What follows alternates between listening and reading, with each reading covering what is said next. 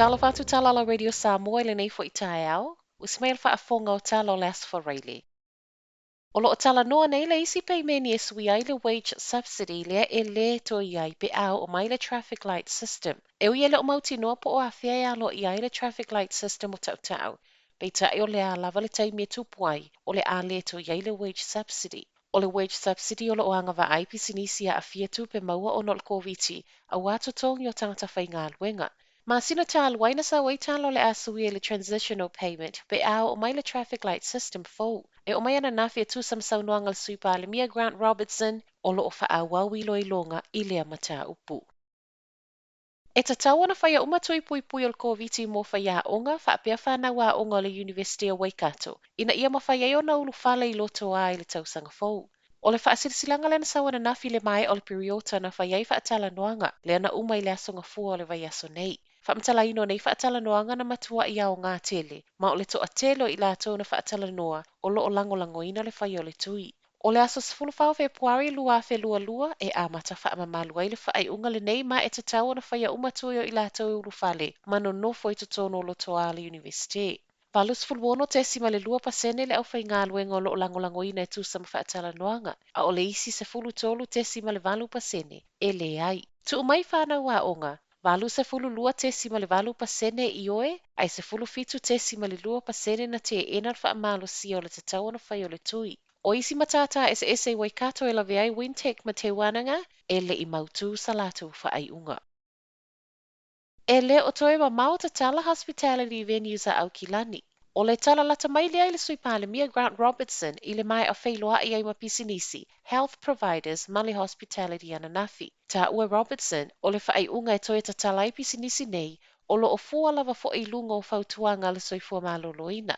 Ma ona o le tele o nei nofoaga faapea ua aunaga e awhia i tagata e lē ma whai ona whaia ni uwhi fofonga toe faawhainga tā ona tausi le vā ma le isi tagata. O le mafuaaga lea o le tatau ona whaia ma le faa e tete ona o le tūlanga la matia. O le iai o le sui palemia i Aukilani na ia tā uai foi le lē fia o nisi o pisinisi ai maise o le tūlanga whainga tā o iai ona o tapu. A o whailo mai ai lai Robertson lea tūlanga e tūsa ma reporter TV tasi e ono tatala fale o tiulu i le vaiaso fou. Ma ewi ele o mauti noa e fōlinga mai o se whainga e whaataita i ai vaccine certificates lea ua maua nei. O nei tala uma o le a manino i le asonga fua.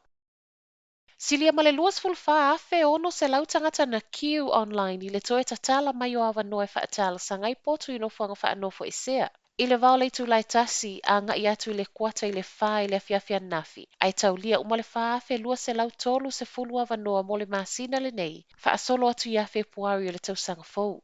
E ono afe lua se lau se fulu ma le wha tangata mai atu no e se lau lua se fulu ma le ono. Na manuia matu ina atu i ai vouchers. O nofoaga faanofoesea o le wa amataloa ia le swinga fou i le vaiaso nei. E ala le le to i se fulu wha so e faanofoesea ai. A o le ua tuu mai i lalo i le fitu. Toalua isi tagata Maliliu ona o le Koviti na whailo mai ana nafi. Lea toalua wa toalima i ai tagata Maliliu talu mai le aso toonai o le vaiaso talu ai. O le toalua Maliliu na whailo mai o le tina valu se fulu mo na tupu tausanga, ma le tamaiva se fulu mo na tupu tausanga le matutua, ma o i la ua umanei sa tau fia le mautanga se ngase i Aukilani. O lo o whaawau pea so esu enga o le isi to a wha na Maliliu ona o le Koviti i to tono o le lua vaiaso talu ai.